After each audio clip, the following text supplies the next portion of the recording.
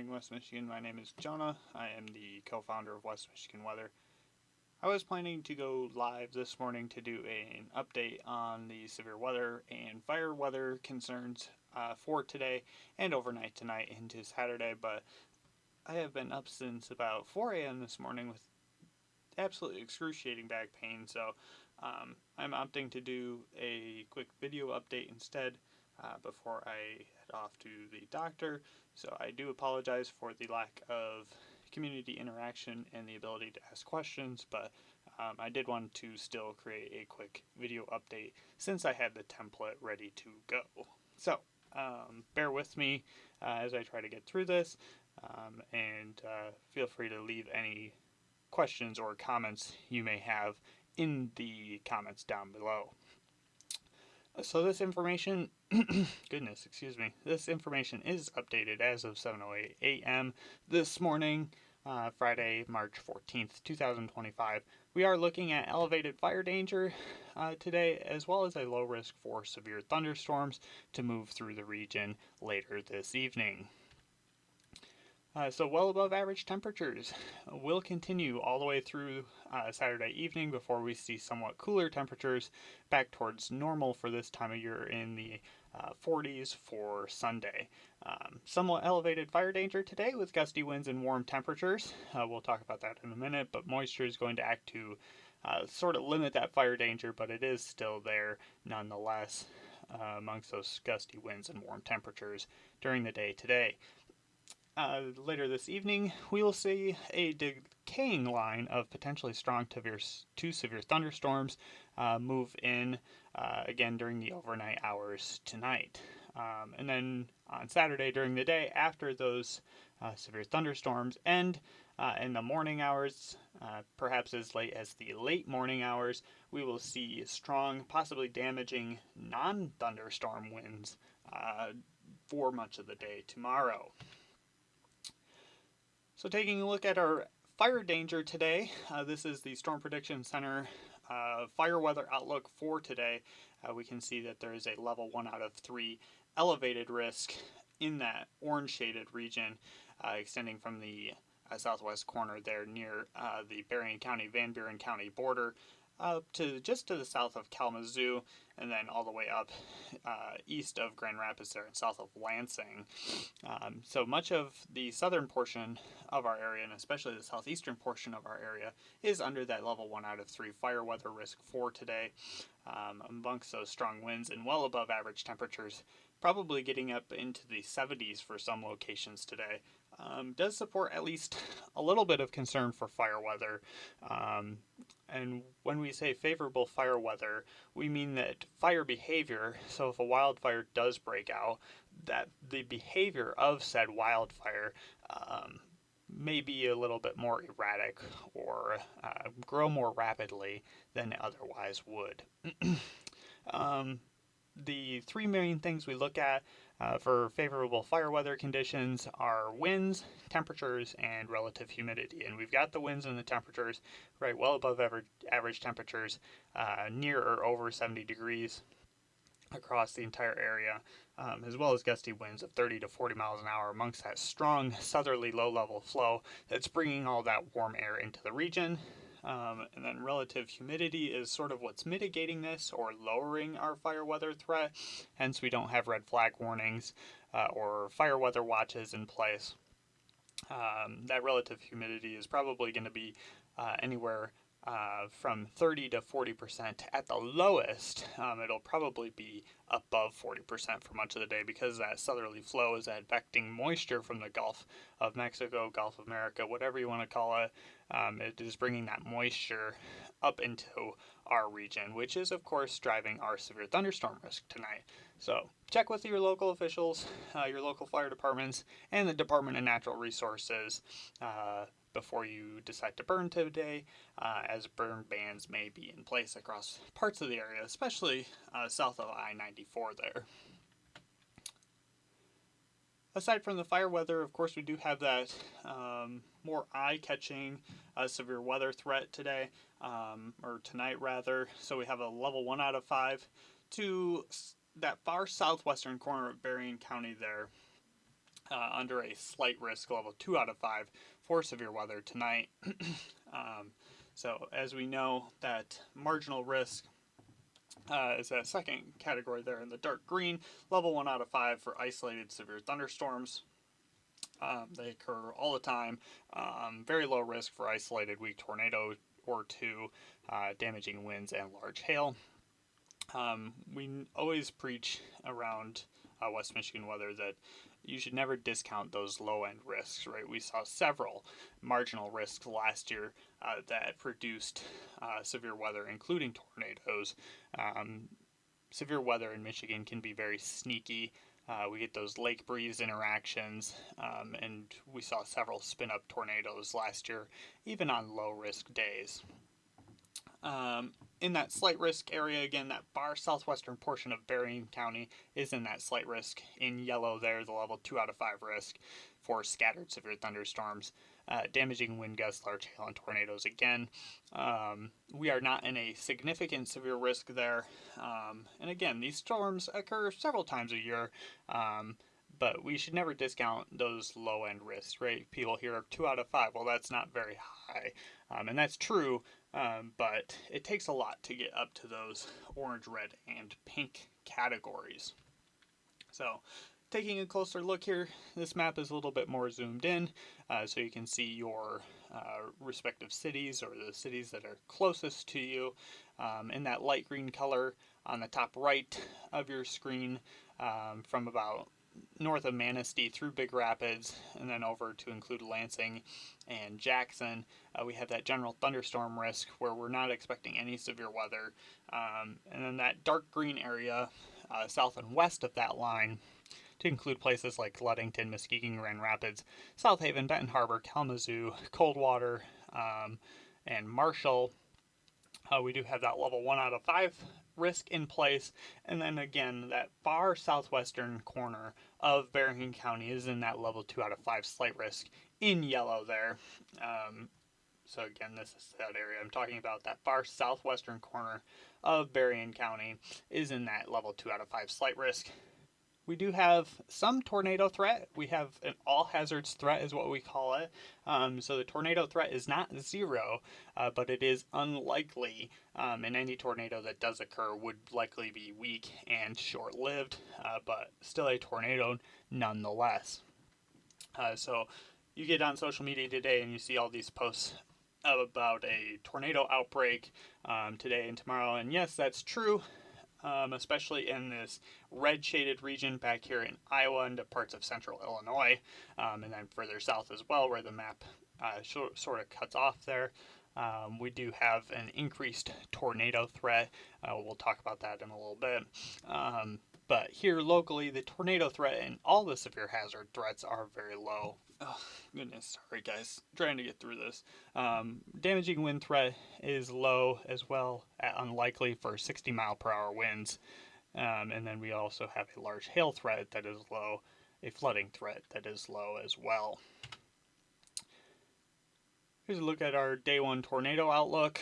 Again, that tornado outlook 2 to 4%, so not 0, but 2 to 4% across that southwestern portion of Berrien County and the extreme southwest portion of Cass County there near South Bend, Indiana. The rest of the area is less than 2%. So again, that's that area that we were talking about with the greater tornado probabilities. We have a 10% hatched area. So 10 to 15% risk for a tornado within 25 miles of a point here in this yellow shaded region. And then it's overlaid with these black hatch marks. So we do have that 10% risk for any tornado that actually does occur to be of EF2 intensity or higher. And we actually have, it's not on this map, it's cut off, but we actually even have a 15 to 30% risk, 15 to 29% risk rather, in place further south, overlaid with that black hatched area as well. So dangerous day for severe weather off to our southwest across portions of Iowa and Illinois, and then further south as well. This is our damaging wind outlook. Again, we have a large area of 5 to 14% risk for damaging winds across much of our area, again, extending from about Manistee down to Lansing, through Big Rapids, down to Lansing, through Jackson, and then down to the Ohio-Michigan state line there to the west of Toledo. Again, we do have that small portion of Berrien County, that southwestern portion of Berrien County, in that yellow shaded region there for a 15 to 29% chance for damaging wind gusts within 25 miles of a point in that yellow shaded region across far southwest Berrien County that we've been referencing. The rest of this, again, severe weather outlook, we do have a dangerous day for severe weather ahead for much of the Midwest into the plains of the United States here. You can see here wind probability is getting as high as this pink shaded 45 to 59% risk, overlaid with that 10% risk, the black hatch marks there, 10% risk for any gust to be at least 75 miles an hour. Gusts over 100 miles per hour are definitely possible today. So again, very dangerous day for severe weather across the Midwest and into the plains. Hail is a little bit less concerning. Across the entire area here, we do have this brown shaded 5 to 14% risk for large hail. The parameters here locally for large hail are the least concerning for tonight, but given the slightly colder temperatures aloft, as we lose that daytime heating this evening as storms move in, could promote more effective freezing in the freezing layer of the thunderstorms, and then that frozen precipitation obviously falls to the ground as hail. So again, back here in Iowa and parts of Illinois, we do have that significant severe weather hazard there for hail over 2 inches in diameter. So if you know anyone off to our southwest here in Iowa, Illinois, and points south, definitely a concerning day for severe weather that they need to be made aware of. So shoot them a text, give them a call. And then tomorrow, even, we're not going to hit on it too hard, but tomorrow, for those vacationing down south, across Alabama especially, a very, very concerning day for tornadoes. Tomorrow, strong, long-track, violent tornadoes likely tomorrow across much of the south and southeast portions of the country, extending into the northern portions of Florida, pretty much all of Georgia, all of Alabama, parts of Louisiana, and points northward as well. Very concerning day for severe weather. Significant tornadoes tomorrow as well. Would not be surprised to see level 5 out of 5 high risks issued today. That would be that bottom category there. Would not be surprised to see level 5 out of 5 high risks issued in subsequent Storm Prediction Center outlooks for both today and tomorrow, given the absolutely crazy system that is driving these severe weather threats. It's highly favorable for very dangerous, life-threatening severe weather across portions of the Midwest and plains today, and across portions of the south and southeast tomorrow. But moving into local again, we always worry about overnight severe weather a little bit more than we do daytime severe weather because people are sleeping, right? They're not necessarily paying attention to the weather. And while we're not overly concerned about life safety impacts tonight, that can, of course, occur. Remember, our tornado risk is not zero, especially across the southwestern portion of our area. So we always preach, be weather aware. So know that there's severe thunderstorms coming overnight tonight, or that potential rather. Let your friends and family know. Consider sleeping in a more interior or protected part of your home. If you're in a mobile home, I can't imagine that anyone's in a camper tent yet here in March, but maybe consider relocating to a more substantial shelter. If you have a friend or a family member you can go stay with tonight that has a little bit more of a protected shelter, that's always a good idea as well. And then the biggest thing is have more than one way, more than two ways to receive audible weather alerts, or some way to receive a weather alert that is going to wake you up. A NOAA weather radio is the best method. I've got 3 in the house. One's upstairs, one's sitting right behind me, and one's out in the family room out here in front of my bedroom office here. Have a weather radio in your home. They make flashing lights, they make bed pillow shakers, For the deaf and hard of hearing, for the visually impaired, have a weather radio in your home. It is a lifesaver, seriously. It'll go off for a tornado warning in your county. You can program it to go off for a severe thunderstorm warning in your county. It will wake you up, I promise, and it will potentially save your life. Have a weather radio. If you don't have a weather radio, make sure you go to your phone, turn on the sound, and go to your settings and to emergency alerts, wireless emergency alerts, and make sure that those severe weather alerts are enabled for tonight. Again, I don't necessarily expect severe weather, but on that off chance that we do see a damaging wind gust or a brief weak tornado this evening, overnight it's going to be after midnight while people are sleeping, we could easily see those sneaky severe weather and tornado threats tonight. So have a way to receive warnings, please. Again, National Weather Service is no stranger to this either. Have that NOAA weather radio. Have a safe place in mind. Flashlight and shoes. And again, that cell phone is a great thing to have. Again, tomorrow there is a severe weather threat during the day tomorrow as well. It is largely south and east of our area, but our far southeast portion of Hillsdale County is included there. So Hillsdale County is right in this area here, and it is just clipped by this level 1 out of 5 marginal risk. So isolated severe weather threat may continue there for part of the day tomorrow. But again, that bigger severe weather threat is in place off to our southeast, where we have absolutely crazy parameters for a significant tornado outbreak tomorrow across portions of Louisiana, Georgia, Alabama, Mississippi, and into parts of Florida and points northward as well. So another dangerous day for severe weather on tap for tomorrow. Again, more locally, after the severe thunderstorm threat comes to an end on Saturday, we will see strong and perhaps damaging, strong and perhaps damaging non-thunderstorm southerly winds impacting the entire area. We can see here we do have a high wind watch in these orange shaded areas here across the I-94 corridor, or the US 12 corridor rather, excuse me, for wind gusts up to 55 miles an hour possible. I would expect we see wind advisories across the entire area, and we could see some high wind warnings as well, with isolated to scattered tree damage and power outages being possible. Here's a look at forecasted wind gusts from the HRRR model. We can see winds start to ramp up there. By 11 a.m. we've got the potential for gusts over 55 miles per hour possible across a lot of the lakeshore there.